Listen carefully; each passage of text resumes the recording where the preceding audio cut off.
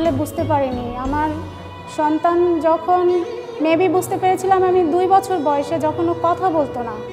ওর main ইস্যুটাই হচ্ছে কথা না বলা। এই কথা না বলার কারণে আমি যখন ওকে ডাক্তার দেখাই, তখন ওকে অনেক ধরনের ট্রিটমেন্ট দেয়, মানে পরীক্ষা নিরীক্ষা দেয়। দেওয়ার পরে আমি সে পরীক্ষা করাই, হিয়ারিং টেস্ট করাই, তারপরে গলা টলা সব টেস্ট করার পরে ম্যাম বলল যে ওর তো সব ঠিক আছে, ওকে একটু বেশি বেশি কথা বলতে হবে ওর সাথে, ও কথা বলবে, দেরি হবে। তখনও আমি বুঝতে পারি নাই যে আমার ছেলে আজকে এই পর্যায়ে এসে দাঁড়াবে। তারপরে যখন দেখলাম যে না, কথা বলতেছেই না, তখন আবারও ডক্টরের শরণাপন্ন হইলাম। হওয়ার পরে বলল যে আপনি বাসায় থাকেন না গ্রামে থাকেন? পরে আমি বলছি আমি বাসাতেই থাকি। পরে বলছে আপনি যদি পারেন তাহলে গ্রামে চলে যান, ওর অনেক খোলামেলা পরিবেশ লাগবে, ইভেন ওর অনেক লোকজনের মাঝে রাখতে হবে। তারপরে আমি গ্রামে চলে গেলাম। গ্রামে যাওয়ার পর প্রায় 2 বছর আমি গ্রামে থাকি।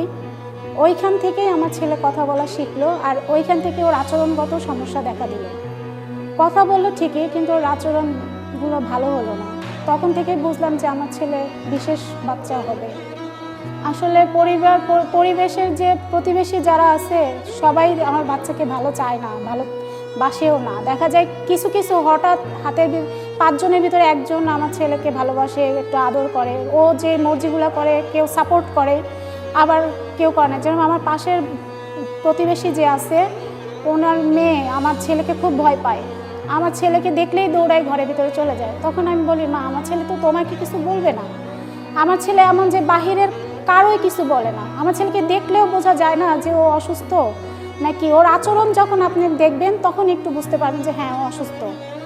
আমার ছেলে তারপরেও আমার ছেলেকে দেখে অনেকে করে, অনেকে কটু কথা বলে, এমন আছে অনেকে পাগল বলেও ডাকে। টেনশন তো হবেই, কারণ আমার অবর্তমানে আমার বাচ্চা কি হবে। আমি তো সবসময় টেনশন করি যে আমি যতদিন আসি আমি না ওকে সাপোর্ট দিয়ে রাখতে পারবো আমার কাছে, কিন্তু যখন আমি না থাকবো তখন আমার সন্তানের কি হবে, আমি তো সবসময় ভাবি। কিন্তু আমি চাই যে দেশে যেরকম এই বিশেষ বাচ্চা নিয়ে এত কিছু হচ্ছে, আমি চাই যে এইসব বিশেষ বাচ্চাদের যেন সরকার যেন করে যে মা বাবার অবর্তমানে ওদের যেন একটা থাকার জায়গা, একটু খাবারের প্রয়োজন যেন সরকার নিতে এই ধরনের কোনো ব্যবস্থা যেন করে।